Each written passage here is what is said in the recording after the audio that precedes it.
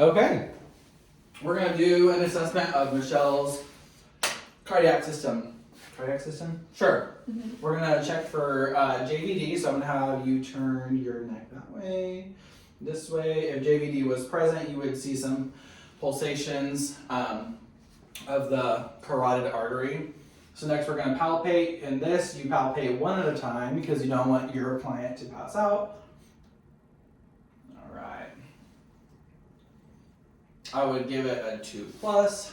Next, we're going to palpate the precordium? Precordium for lifts and heaves. So I'm going to put my hands here.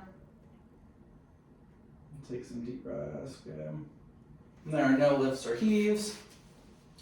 And then I don't see any displacement of her chest at the moment. We're going to go ahead and listen at each site.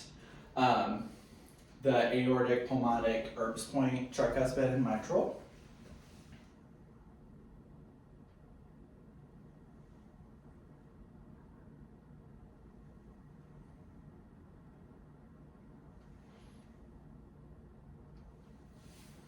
And then while we're here at the apex or the mitral part, we're going to feel for pulse deficit. I'm just checking every time her heart's beating, I can feel a pulse. Her heart rate was a normal rate and rhythm. We're going to go ahead and listen with the bell of the stethoscope now, and we're listening for your S3 and S4.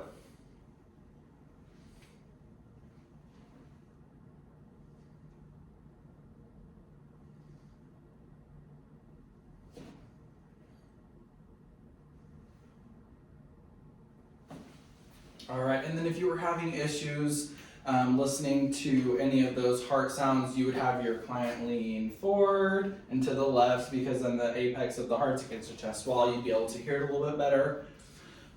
Next, we're going to check for any of those cardiac symptoms. Her skin is normal for ethnicity. I don't see any edema or anything. Checking your cap refill again. You can do this when you're checking your trigger. And then same thing on the legs. There's no edema or anything. We're gonna feel for her brachial pulse, radial pulse, her popliteal. Now these are really hard to find, so if you find them, good job. Posterior tibial, and then dorsalis pedis. Now you would rate those on your 1 to 4 scale, 4 being bounding, 1 being difficult and ready.